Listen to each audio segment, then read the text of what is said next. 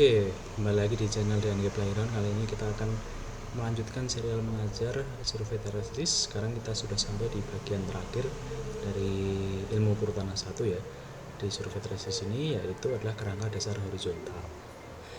Jadi kalau kemarin kita udah belajar metode penentuan posisi horizontal, itu ada yang titik tunggal.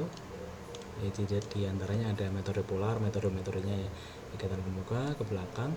Kalau yang banyak titik, kita ada poligon, triangulasi, trilaterasi, dan triangulaterasi.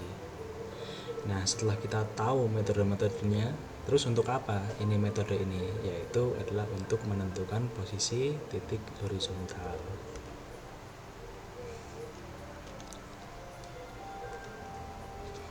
Nah, kerangka dasar horizontal itu apa? Itu adalah titik-titik yang telah diketahui atau ditentukan posisinya berupa koordinat pada bidang datar X, Y dalam sistem proyeksi tertentu.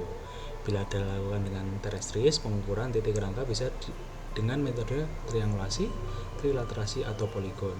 Pemilihan metode dipengaruhi oleh bentuk medan lapangan dan ketelitian yang dikehendaki. Jadi metodenya yang kemarin kita pelajari itu untuk menentukan posisi XY dari suatu titik. Nah, di sini tertampil, bisa disimak. Ini ada PM dari PLN, punya PLN di Pusenlis. Ini di Nusa Tenggara kalau nggak salah ya, di Sumbawa. Terus ini ada CP, contoh CP, control point. Terus ini ada benchmark biasa. Bedanya apa dari ketiga ini nanti akan dijelaskan lebih lanjut. Next, kita akan belajar jaring kerangka geodesi nasional. Jadi mulai tahun 92, PIG berhasil mewujudkan JKGN mencakup seluruh wilayah Indonesia. Berkesinambungan secara geometris, satu datum dan homogen dalam ketelitian. Jadi satu sistem koordinat dan ketelitiannya oke gitu ya.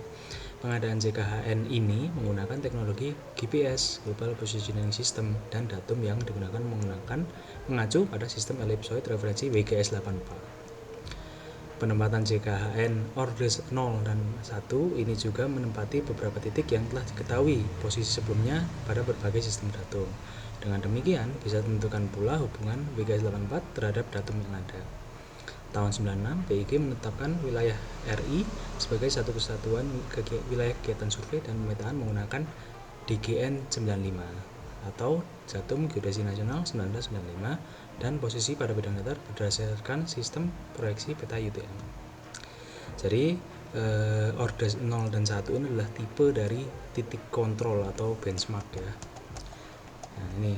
Nah, order 0 dan order 1 itu dimensinya seperti ini. Kalau ini order 1 seingat saya. Order 0 lebih besar lagi dan lebih teliti lagi. Tapi enggak masalah kalau ini order 2 ya, order 2 atau order 3. Ketelitiannya lebih kecil, maksud saya lebih rendah dibanding yang order 1 dan order 0. Dimensinya tapi lebih kecil juga, jadi pengamatan GPS-nya enggak terlalu lama. Untuk pengamatan GPS nanti bisa lihat video di pojok kanan atas ya, nanti akan disertakan. Oke, kita next lagi. Ini udah ya JKGN.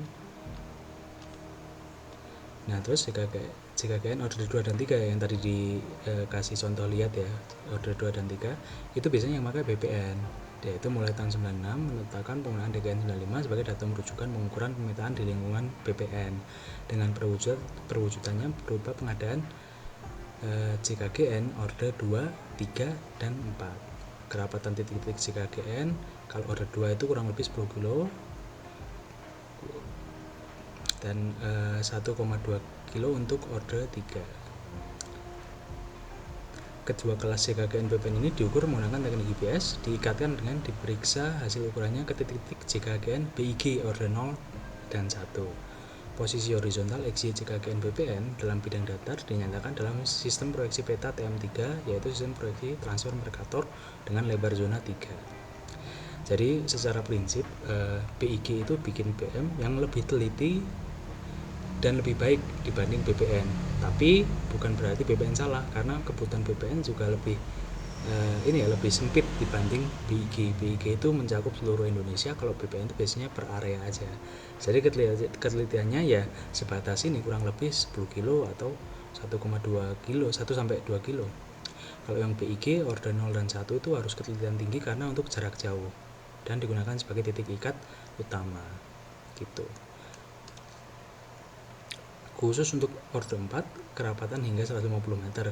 Pengukurannya dilakukan dengan cara poligon terikat dan terperiksa pada JKGN BPN order 3 serta hitungan perataannya menggunakan baudit. Jadi order paling rendah yaitu order 4 itu cuma ngikat ke order 3. Order 3 dan order 2 itu ngikat ke order 1 atau order 0.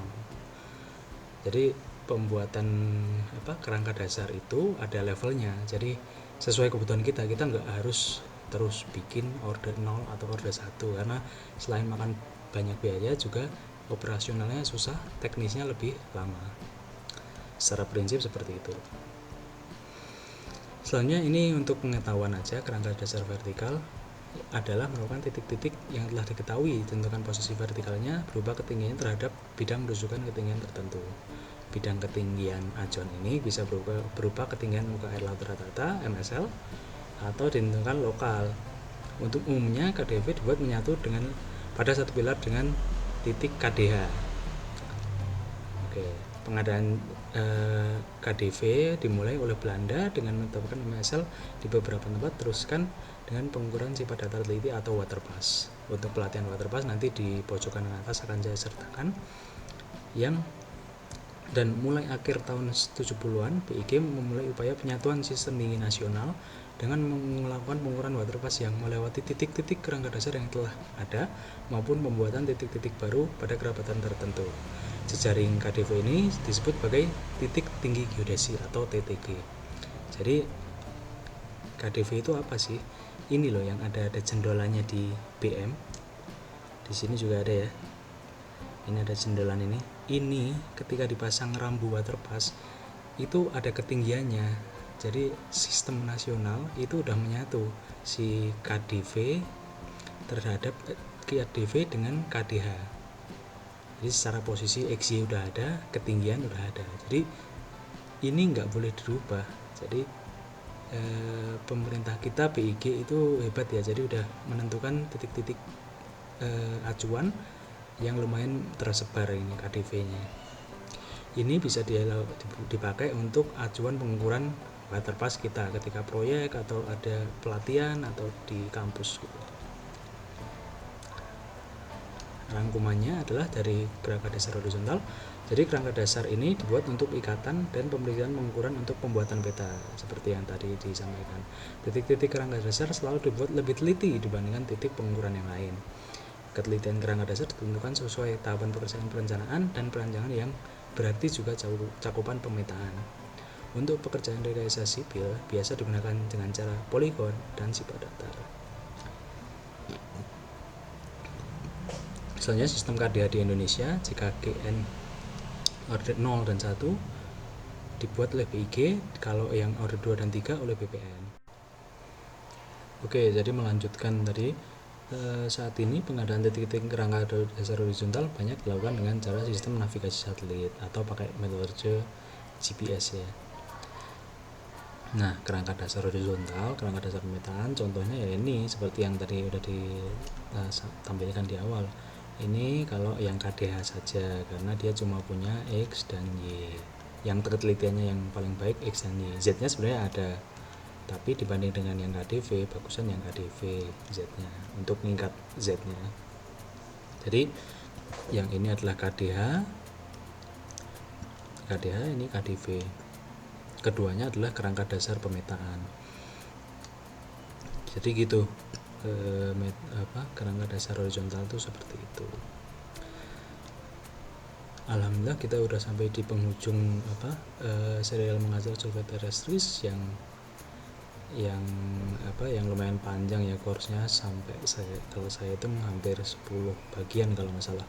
Nah itu lumayan menguras energi juga dan juga menguras waktu juga. Jadi alhamdulillah udah sampai di penghujung.